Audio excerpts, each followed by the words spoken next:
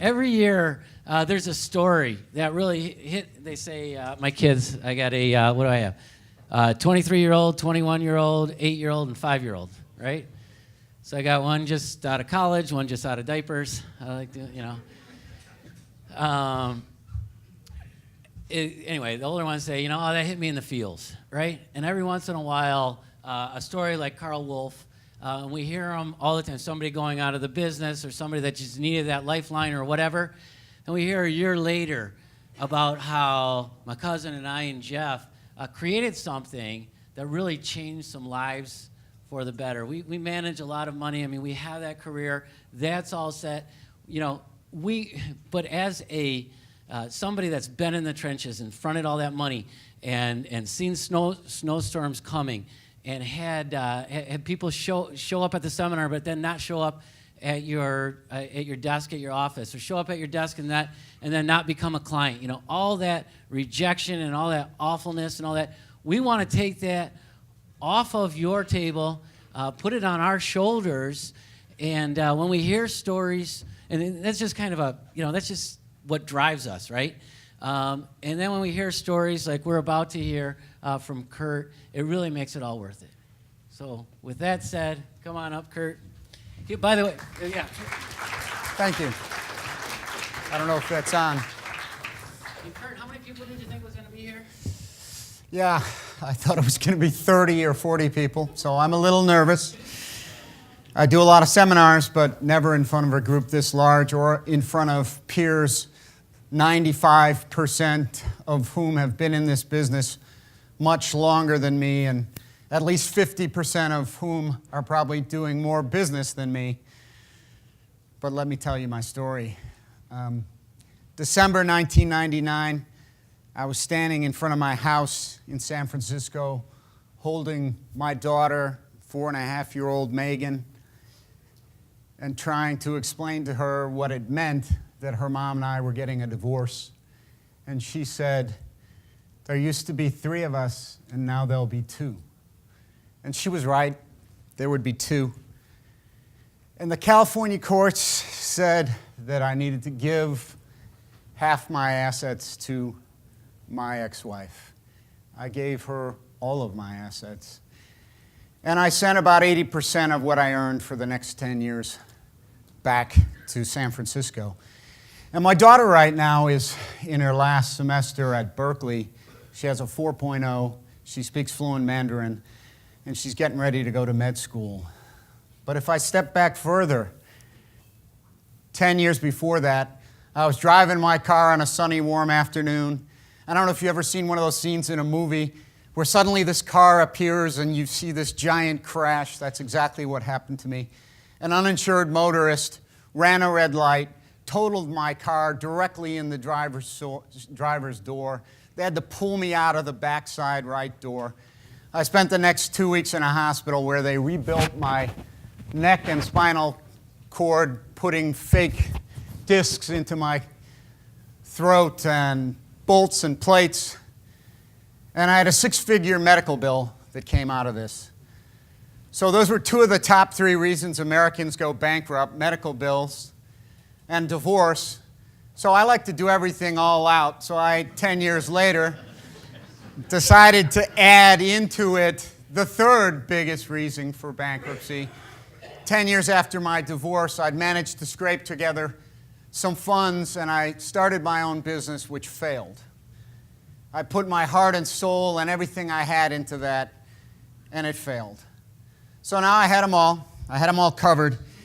I wanted to give you the context for that because when I came to White Glove Workshops meeting in January of 2017, I really needed this to work for me. Leah and Natalie were reminding me that I talked to them on the phone, and I said, this has got to work. Because now I had a wife and 2 young children. I'm living in Sarasota in a rental apartment about 1,700 square feet, and I wanted to go out on my own as a financial advisor, but I really didn't have the funds to fail again. If I jump back a little bit, November 2013, I returned from 13 years working overseas. When I got a divorce, I decided to leave everything behind. I went to Asia and Russia and Australia. I worked for an Australian investment bank for 4 years, and I worked in Russia for an American private equity firm for 8 years. I met my wife, who you could probably guess her name, Natasha, in Russia. And so we were in Australia, and my kids were starting to get an Australian accent, and she said, we got to go back to the States or they're going to build their lives on the opposite side of the planet. So we returned to Sarasota, 2 hours north of here, in November of 2013. And I took the first job I was offered. I was desperate to have an income, and banker's life, where many advisors started, gave me a job, and they promised me that in 6 months they'd make me a financial advisor if I sold Medicare supplements for them. After a year of selling Medicare supplements for them, I understood that they were never going to make me a financial advisor. So I went out and I joined an independent advisory firm, 1 main advisor and 3 staff. And within a few months, I realized that A, I didn't like the business model, which was dinner seminars. I did them for 2 years, but I didn't like them. And B, I was never going to be able to provide for Natasha and Michael and Marie what I wanted to do for my family working for someone else. So quickly realizing that, I started to get to work on my Certified Financial Planner designation. And in November of 2016, I passed the exam and I decided, now I'm ready. Having been in the business all of January 2015 to November of 2016, man, I'm ready to start my own firm. But I had one big problem, and I think a lot of you can relate to that, and there is so many things. Sorry, Josh, I have a few slides with text, but there are so many things that we all do as financial advisors: first appointments, second appointments, inputting data into our software, paperwork for new AUM, new FIAs. There's all the things that go into this business. But in my brief 2 years as a financial advisor, I had learned something that I never suspected, that first and foremost, these companies are marketing firms. And I had no background at all in marketing. And worse than that, I had no desire to work with rooms full of plate lickers. I would go to financial advisor events, and while they were full of great little ideas that I could go back and apply to my own practice, I was often getting what I think was a very unintended message, which is, you're never going to be able to do this. There'd be a guy up there with a picture of his staff, and it would look something like this. And he'd say, that's my office manager, that's my marketing manager, that's my assistant marketing manager, that's my director of first impressions, my director of second impressions, my hot food and beverages services manager. I mean, I literally remember 20 minutes at one event where they talked about the importance of serving prospective clients warm nuts. I'm figuring out, how can I go out completely alone and start a financial advisory firm, and I got to worry about serving warm nuts? I flew back from that event, and I was enthusiastic. I got to apply some of the stuff that I learned here. And I was finishing up my first meeting, my first appointment since I got back. I'd got all the statements, all the information. I knew the gentleman's goals and objectives.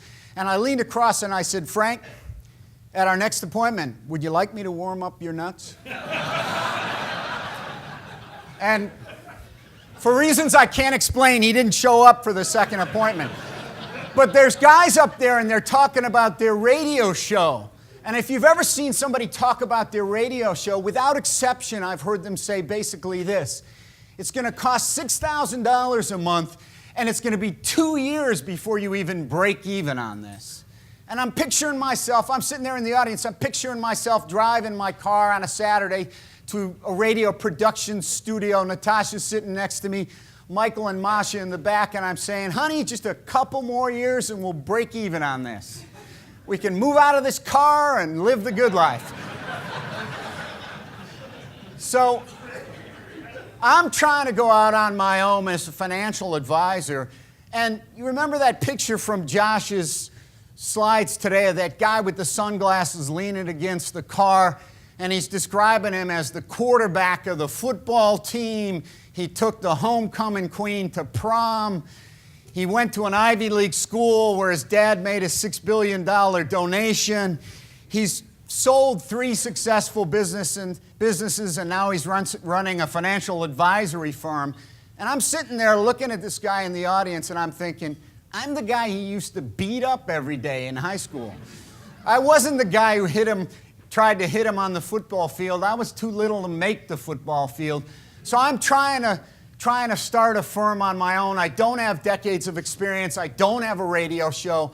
I don't have a staff of 10, 5, or even 2 people. It's me alone. I don't have a book I've published or articles I've published everywhere all over. I don't have TV appearances I've made. I don't have hundreds of clients to give referrals to me. In fact, I left behind every client that I made in the 2 years at that small firm because I'd signed an agreement that said I wouldn't take them, and I honor any agreement that I make. And even though I did in 2016, in my second year at that firm, I did $5 million in fixed indexed annuities, I was only getting 1/3 of those commissions, those revenues. And out of that, I had to pay my full self-employed tax, my health insurance, everything else. And it was a pittance by the time it was over. And I knew I could never give Natasha the life I wanted her to have. She'd grown up in poverty in Russia, and I wanted her to have something special in the United States. So there were all these things I did not have. Heaps of money was the key thing. I didn't have a lot of money to go out on my own and throw a lot of funds at every different marketing avenue that came up at each event. That's all I had, me. And that's me standing in front of the office where I rented virtual space by the hour when I started out myself. I didn't even have enough money to pay the rent in an office. But in December of 2016, I was going through all the flyers you collect at some of these events. And I picked up one from White Glove Workshops. I didn't even remember talking to these guys. I think I just went to all the tables and grabbed flyers. I'm sure some of you have done that. And I started looking at this, and I walked outside because I couldn't make this call from inside that small advisory firm. I walked outside and I sat in my 2008 Toyota Prius, and I called White Glove Workshops, and I got Natalie on the phone. Natalie Grassi, are you here? So we talked for 20 minutes, and I said, this is it. This is perfect. This is what I need. And she said, it's too bad you didn't call me a couple of weeks ago. We're having this host university in Naples, and you could come to it, but it's full. And I'm 2 hours north drive from here. So I did what my son does when I say no to something he wants. I begged and I pleaded. And Natalie said, all right, let me go talk to Dean. I'll call you back in an hour. And she called me back in an hour, and she said I could come. And I came to that event in January just 2 years ago. And it did literally change my life. I heard Dean say that this morning. I'm telling you, coming here changed my life. What I saw there gave me the power to start my own firm. Even though I was only 2 years into the business, it gave me the power to deal with the one issue I didn't know how to deal with. How could I do the marketing? How could I market and do all those tasks in addition to all the things you have to do as a financial advisor? And I didn't want to do dinner seminars, let alone all the work to it. I hated the whole concept. I would never go to a dinner seminar. I went to events where they talked about the importance of the mailer and that the key component to success in the mailer was a picture of a big, juicy steak. And I'm thinking, is that really why I want someone to come to my event? I want them to come to get an education. No, strike that. I want them to come to get comfort. So I want them to get the belief that they'll be okay. I don't want them to come because I'm going to buy them a steak. I remember one night when the marketing gal at that small firm was trying desperately to stop somebody who was trying to come in for his 3rd free steak dinner in a year, and he'd actually brought a date and was trying to argue his way through the door. You couldn't pay me to work with that guy. So I came here and I saw a solution. And in April of 2017, I started my own firm. And on April 11th, I did my first seminar. And I paid $3,500, and I made $8,900. And White Glove Workshops did all the marketing. They did everything. I just showed up and I spoke. And it was easy. And I was able to concentrate on the things that I'm good at. The sales, the building of financial plans, and not worry about feeding people steak dinners. And my first year ROI was 2.9. Nothing to get too excited about, but I was making money. It was 8 months of business. I did a 2.9 ROI, but by 2018, I'd raised that up to a 6.3, which gives me a 5.0 ROI company to date for my 21 months of business. And I once heard a financial advisor at one of these events say, if you were in Las Vegas at a slot machine, and every time you put $1 into the slot machine, you got $5 back, how long would you sit in front of that slot machine? Now, how much money would you be willing to put in? Every dollar I put into White Glove Workshops gives me $5 back, and in fact, it's only getting better. Because one thing I've learned is you can take all those little incremental improvements and slowly build upon your success over time. And that's the business I did in 8 months in 2017. I did $2.8 million worth of fixed indexed annuities and $1.1 million worth of assets in management over 8 months. Now, I recognize that most of the people in this room have done a lot more than that, and that's great, but that's why I'm here today, because I'm a story of a regular guy. They were talking about being exceptional and charismatic. I'm not really exceptional in anything. I'm a regular guy. I'm not that charismatic. My mom did say I have a face for radio, so one day I'm going to go ahead and get a radio show. But I'm here to tell you that if there's anyone out here who thinks that you can't do this, I've been to so many events where I just looked at the people on the stage and said, they're nothing like me. They are so far out of reach for anything I could do. If I can do this, everyone in this room can do this. And if you're an individual advisor who's wanting to find a way to go out on your own, this is the way to do it. And if you're a large firm just doing dinner seminars and you want a new avenue to revenues, let me tell you, 80% of the people who come to my seminars have never been to a dinner. I ask them, and they're not going. Because there are people like me who would never go to a dinner seminar like that. So sorry, in 2018, I did $11 million of combined production, made up of $6 million of fixed indexed annuities and $5 million worth of assets under management. And as of January, we're ahead of our goal, because I did hire my first employee in September of this last year. But we're ahead of our goal to do $20 million in combined fixed indexed annuities and assets under management. In fact, we're a good deal ahead of our goal. It's 1 month, but hey, it's a start. Michael Jordan said, everybody's got talent, but ability takes hard work. And I'm here to tell you that what I said earlier is absolutely true. Everybody in this room has the talent they need to do this. The way I did it was simply hard work, constant and never-ending interest in improving myself, and the compound effect of adding little changes to my business model. I studied how Social Security works in depth, the NSSA designation. I watched those videos till they made me sick. Practice your presentations. I practiced them and practiced them and practiced them. Incorporate personal stories. I tell stories. The more stories I add to my presentations, the less I talk about Social Security, the more people sign up for first appointments, oddly enough. Videotape your presentation and send it to Frank. If you were playing basketball and Michael Jordan was available to send a videotape of your game, gosh, I hope you'd do it. I sent my video to Frank after seeing him speak, certainly one of the best speakers I've ever seen, with a great sense of shame and humility.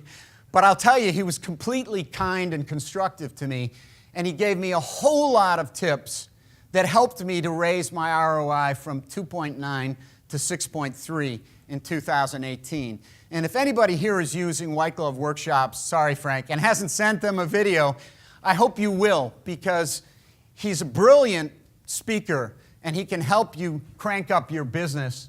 Read Josh Jones' book. Josh has spent years understanding how to make seminars successful. And even though I'm breaking some of his rules right now, I mean, I use the things that are in that book, and I use all the resources that are available out there. There's tons of things you can read and do to improve your seminars. I show attendees what I'm going to do in the office. I hold up the Social Security Analyzer Report strategies. I hold up a retirement income plan. I hold up the reports from Tax Clarity, and I show them what they're going to get when they come to meet with me. Book appointments at the seminar. These are just a few of the hundreds, perhaps thousands of little things you can do to keep boosting up your numbers, to take your 2.9 to a 6.3 and higher. And leverage the time and effort of the staff of White Glove Workshops. I've got a professional marketing organization doing my marketing. I've got a professional team of about 125 marketing people working for me. And I spent $39,000 in 2017 over 8 months to generate $117,000 worth of revenues. But all that time I was working on getting better. I was working every day and every night on getting better. And in 2018, I spent $62,000 on White Glove Workshops. It was by far my biggest expense. My rent was $1,000 a month at that point. I had now taken a space within that virtual office, so I could actually sit and meet with clients in a room that they weren't going to kick me out of if I ran over time, right? That was my biggest expense, and I generated $392,000 in revenues that year. And my expenses were less than $92,000. So in my first full year in the business, I netted over $300,000. And I can tell you that changed my life. In the fall of this last year, we moved out of that 1,700 square foot apartment into a 3,700 square foot house on the water with a pool in one of the best neighborhoods in Sarasota. White Glove Workshops changed my life literally. Thank you. There are so many things you can do, so many little changes, and I think this was another thing that I got from Josh at one of his events, but the compound effect, all those little things that you can add to your business, just a few of them that we've implemented in the last year that have really helped our business. Now it's Andrew and I, and I'll take an aside to say that at one advisor event, I saw a gentleman get up and speak about why you should hire veterans. Everybody says thank you to the veterans, but they don't give them a job, and they come back and they've got no experience as a financial advisor. This was at AE, a guy speaking to 200 advisors. So I committed to hire a vet when I hired my first employee, and I hired a guy named Andrew Gibbons, and he spent 8 years in Iraq, Afghanistan, and Germany. His artillery unit that he was a platoon leader of fired more shells than any unit in the history of the U.S. military. And I can tell you that from September 1st to December 31st, he became better than any of the people I interviewed with all their years of experience. He's a fantastic employee. So if you're thinking about adding an employee, at least interview everyone who's a vet. I told the gal who was looking at resumes for me, I said, I want everyone with experience and anyone who's a vet. So that's just a side note. Thank our vets, but thank them by giving them a job. Andrew's better than anyone I could have hired that I talked to. We use BombBomb videos. This is a fantastic tool to put your face in front of people right after the seminar, right? They forget most everything they heard that night. And they signed up for an appointment or they said, call me next week. They see your video face saying, thank you for coming, and again, they remember why they wanted to do that appointment, and you get the appointment. Tax Clarity has brought me at least 10 to 15 additional clients this year. Huge, that software. I'm no CPA, but it gives me the ability to look at simple tax return changes that someone can do to lower their IRS bill during next year. Tax Clarity is a key tool, well worth every penny spent on it. We do text reminders the day before appointments, little map, and it says confirm or reschedule. We don't give them an option of canceling. Our first appointment stick rate has gone up 10% since we started using that. Baked goods, I mean, send people something when they do business with you. The first 100 days, so important. We send thank you notes, we send Christie's cookies, can be anything, but send people something. We do email newsletters with constant contact. We've been doing that, or I've been doing that from day one.